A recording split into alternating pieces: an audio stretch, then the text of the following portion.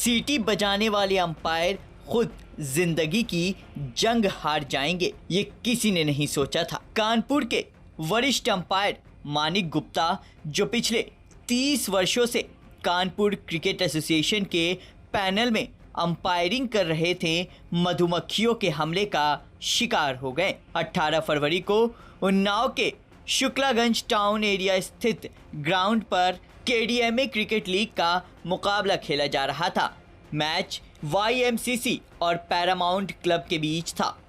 मानिक गुप्ता मैदान पर अंपायरिंग कर रहे थे, तभी अचानक मधुमक्खियों का झुंड अंपायर और खिलाड़ियों पर टूट पड़ा।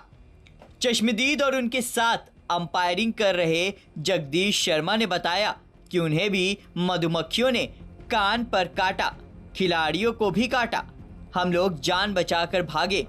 मानिक भाई गैरेज में घुस गए थे, लेकिन मधुमक्खियां उन्हें वहां भी काटती रहीं। हमला इतना तेज था कि मानिक गुप्ता खुद को बचाने की कोशिश करते करते मैदान में ही बेहोश होकर गिर पड़े। क्या घटना हुई? जी, घटना ये हुई, उस समय मैच के दौरान ड्रिंक हुआ था और उस समय हम लोग पानी वगैरह पी रहे थे। उसी समय मधुमक्खी ने सर्वप्रथम मुझे ही काटा मेरे गाल पर, और मैंने जो ही गाल पर देखा मधुमक्खी है तो हमने उसको हटाया, और साथ में मेरे गुरुवर मानिक गुप्ता जी भी खड़े हुए थे। तो लोगों ने, बच्चों ने कहा कि सर आप लोग भागिए, मधुमक्खी बहुत आ गई है। तो हम लोग ग्राउंड से वहाँ भागे। भागने के दौरान हम लोग सब ग्राउंड पे आके लेट गए। सब बहुत बच्चे जो मैच खेल रहे थे उनको भी सारी मधुमक्खियों ने घेर कर काटना शुरू कर दिया।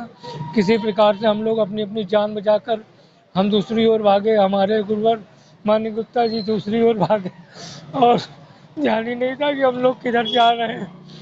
तो उसके बाद हम दूसरी ओर पहुंच गए। देखा ग्राउंड पर कोई भी बच्चा और हमारे साथी लोग नहीं थे। उस दौरान हम लोग हमारे दिमाग नहीं जी, फिर हम लोग वापस आए। मैं अकेला वापस फिर वहाँ से भागा कि अपने गुरुवर को ढूंढने की, हमारे गुरु जी कहाँ गए।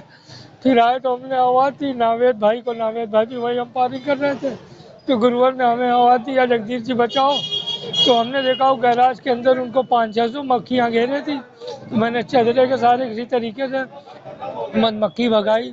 भगाने के दौरान फिर उनको लेटरिन में लेटाया, जहाँ पे उनको हल्का सा पीड़ा हुई। फिर हम लोगों ने मधुमक्खी हटा के उनके सीने में पंचिंग की। फिर वो स्वस्थ हुए, ठीक हुए। फिर हम तुरंत उनको फिर उनको मृत्यु उनकी हो गई। मधुराज हॉस्पिटल लेके राहुल सपनू जी गए, उनके साथी अजीत जी गए। वहीं पे हुई हॉस्पिटल? नहीं, हॉस्पिटल में वहाँ पे मैं नहीं गया था, लेकिन मधुराज तक वो जिंदा थे। हालांकि घटना के बाद एसोसिएशन के लोग उन्हें तुरंत नर्सिंग होम ले गए।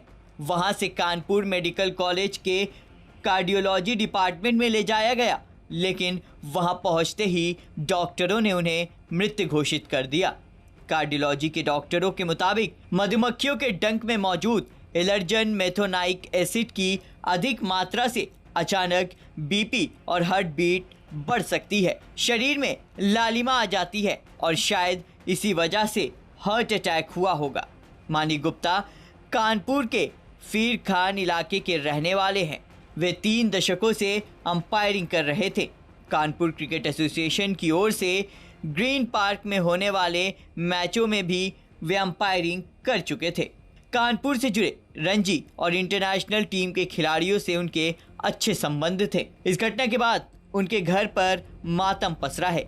पत्नी और बेटियों का रो रो कर बुरा हाल है। उनकी 4 बेटियां हैं। एक बेटी की शादी अभी बाकी है, वह इंटर में पढ़ रही है।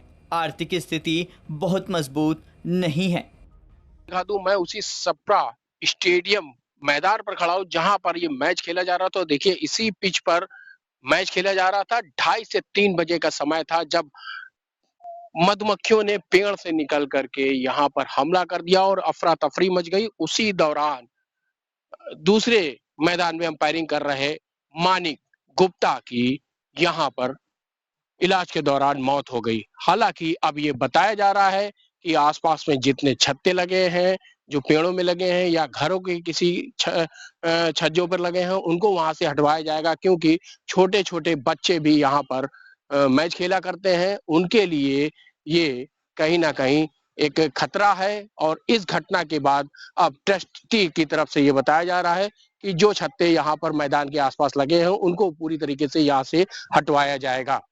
लेकिन मानिक गुप्ता की यहाँ पर मौत हो गई है, तो सबसे बड़ा सवाल यही है कि उसका जिम्मेदार आखिर में कौन है। उन्नाव से सूरज सिंह और कानपुर से रंजय सिंह की रिपोर्ट, यूपी तक।